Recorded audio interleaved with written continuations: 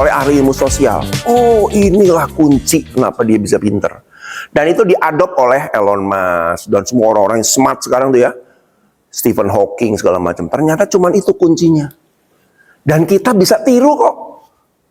Grade kita, kemampuan kita naik. Ayo. Saya bilang konsisten. Konsisten, oke. Belum tepat.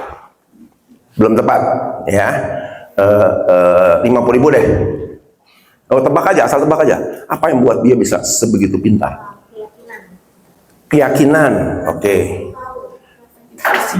Nah, ini dia perfect jawabannya 150.000 nih. Kita lihat coba lanjutannya ceritanya ya. Sepele loh. Jadi rasa ingin tahu yang besar itulah yang menciptakan kecerdasan seseorang. Sekarang kalau kita hidup cuman ya nge-flow aja lah, ya yang penting kerja lah, yang penting udah nyelesain tugas, selesai dan lain sebagainya, itu membuat kita stuck. Kenapa? Otak manusia itu berkembang gak sih? Tumbuh gak sih syarafnya? Tumbuh. Itu seperti kalau kita lihat di mikroskop elektron ya, ketika kita berpikir, memikirkan sesuatu, menginovasi, itu semua berkembang, tumbuh. Nah, gitu ya. Jadi, yuk kita bangun yang disebut sebagai rasa ingin tahu yang tinggi. Kepo. Ya, jadi kalau siapa yang sudah punya anak-anak di usia 3-4 tahun, ada nggak yang sering nanya, "Mah, ini apa? Mah, ini apa? Pa, ini apa?" Ada nggak? Biasanya gimana? Kalau udah terlalu cerewet, jangan banyak nanya, malu. Saya bilang jangan. Itu ciri-ciri, tanda-tanda anak yang smart dan pinter. Jawab. Memang capek ya, aduh. Kadang-kadang nanya apa lagi sih anak saya itu. Tapi enggak, kita harus bisa jawab. Ya pertanyaan jawab aja. Lalu kalau dia suka buat malu sama tamu misalnya, ada deh. Nanya ke tamu, "Om, ini apa? Tante, ada gitu kan?" Kadang-kadang gimana kita? Jangan, biarin, karena itu ciri-ciri orang pinter. Jangan hambat. Ya, kalau perlu beliin buku yang mendidik ya. Nih loh, nak, begini loh maksudnya pertanyaan kamu tuh. Coba lihat. Bus. Gitu ya. Karena rasa ingin tahu yang besar itulah kunci dari kecerdasan. Nah, kembali tadi ya. Kembali dari pertanyaan ya. Jadi nggak usah takut.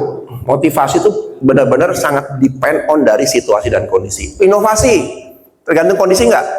Kondisi. Ada nggak difasilitasi nggak? Enggak. Sekarang kita mau inovasi apa? Printer aja nggak dikasih, apalagi bolpen nggak ada, penggaris nggak dikasih. Mau inovasi apa nih? Beda sama orang yang apa? Nih saya siapin. Apalagi? Nih saya siapin. Beda. Akhirnya dia bisa lebih. Oke. Nah gini, belief bisa kita rubah nggak? Belief seseorang bisa nggak? Nggak bisa. Sulit merubah belief karena dia adalah hasil sekumpulan semua informasi. Trauma juga ya. Mungkin pernah apa? Pola asuh, apalagi sibuk nih. Apalagi yang masuk ke dalam diri seseorang. Ya, maka dibilang belief itu kan seperti poses. Poses itu apa? Merasuki seseorang, gitu ya. Yang tidak bisa diintervensi oleh perusahaan. Yang bisa diintervensi adalah nilai. Nilai bisa, makanya ada nilai organisasi, ada visi misi, gitu kan ya. Nah, biasanya nilai ini diapakan kalau dalam? Siapa yang pernah ikut MT? MT? Enggak pernah MT ya?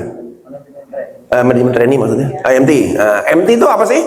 Digojlok, kepala gimana? Ludes, ya, lari malam, jurit malam. Gunanya apa? Mentalnya diapakan? Spesifiknya? Yes, nah 100.000. Ya, ini contoh ya. Ini kan orang nih dengan semua beliefnya dia di sini nih. Begitu masuk MT, jeblok. Mentalnya di zero. Betul nggak sih ngalamin dia? Jadi 0 ya. Saya lulusan dari sini, IPK begini. Bapak ibu sayang saya, sekarang diomel-omelin sama siapa ini ya? Betul nggak? Suruh merangkak, suruh ini tuh dinolkan semua. Coba rasakan perasaan gimana waktu itu? Zero, 0. gua nggak ada apa-apanya ternyata ya, betul nggak? Nah, ini kadang-kadang dizerokan tuh perlu juga tuh. Kenapa coba?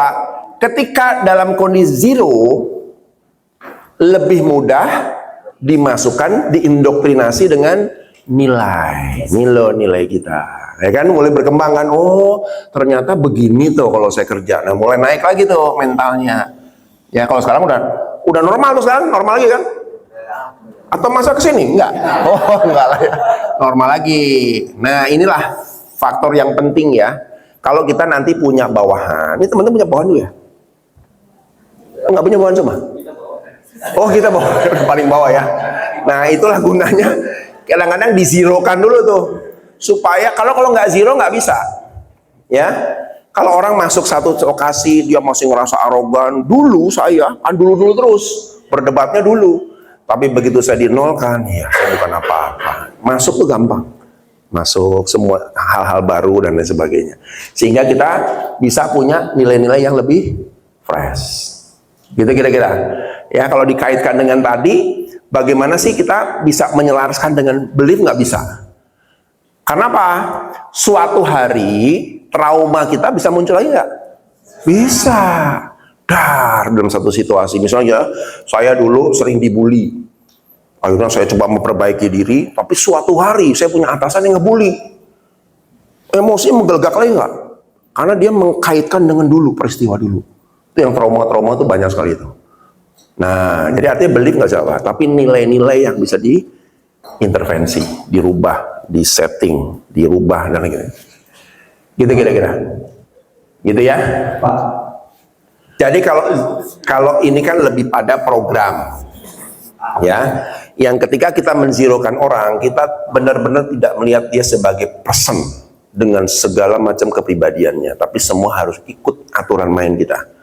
Dizerokan ya, Anda mau orang yang mudah diatur, mau yang susah diatur, mau tukang pemberontak, mau anak yang patuh, kita zerokan dulu. Kadang-kadang program nggak bisa milih-milih orang masalahnya.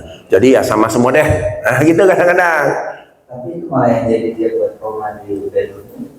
Ini sekarang kita lihat ya.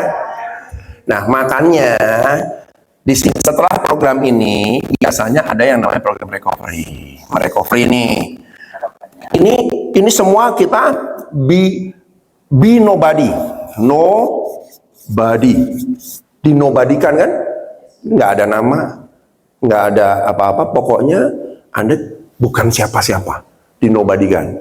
Nah biasanya di sini ada yang jadi apa? Somebody. Ini program recovery-nya. Dikembalikan lagi, ya. Orang yang aslinya seperti itu ya dikembalikan untuk mereka menyadari bahwa oh jati diri saya itu seperti ini tuh. Oh nanti ada orang yang, Pak saya dulu orang suka berontak, suka ini, tapi saya bersyukur kan dengan program ini saya bisa lebih disiplin. Ada yang begitu kan? Ada kan? Tapi ada juga, Pak ikut program ini kok saya jadi tambah depresi ya. Ada nggak? Ada juga. Nah makanya harus ada program recovery di sini yang menjadikan orang sebagai somebody. Nah, gitu biasanya begitu, gitu kan ya. Makanya teman-teman sekarang, yuk kita merecovery diri. Kalau tidak recovery-nya, recovery diri. Bahwa enggak kok, saya tetap manusia yang memiliki harga diri, tetap punya nilai, tetap punya jati diri, untuk saya bisa kontribusi di masa depan dan mengembangkan kemampuan saya. Gitu, kira-kira. Ya. Tapi programnya ya nggak bisa apa-apa, kan nggak bisa milih-milih ya. Dicek dulu orang yang patuh, yang berontak ya. Tapi bagus dua-duanya, nggak bisa gitu. Oh pokoknya udah masuk kandang dulu lah. Gitu. Di awal sudah dites yang apa namanya, oh ini tingkat dia paham terus apa itu. Walaupun ada itu tetap juga harus seperti program. Betul. Gitu, ya? Betul. Karena 70% evaluasi tes yang dilakukan untuk program NT adalah kemampuannya, kompetensinya, kehebatannya, bukan hal-hal yang sifatnya di belief. Tadi kalau belief kan susah ya. Ya sudah, kita masukin kandang dulu deh. Nanti jadinya seperti apa? Yang berkembang ada nggak? Ada. Yang masih goyah ada nggak? Ada. Nah, ada program ini yang penting recovery-nya nih. Nah, gitu kira-kira ya. Oke. 150.000. Waduh. Kita lanjut dulu ya. Wih. Makanya kalau sudah panas begini ya, Kemarin hari pertama tuh krik-krik, ini orang ngerti nggak ya saya ngomong, saya deg-degan juga kemarin tuh. Ini ngerti nggak diem gini ya? Begitu muncul pertanyaan, begitu keponya muncul, oh ini levelnya Einstein nih, smart ya. Kita harus cari nih mau kemana gitu ya.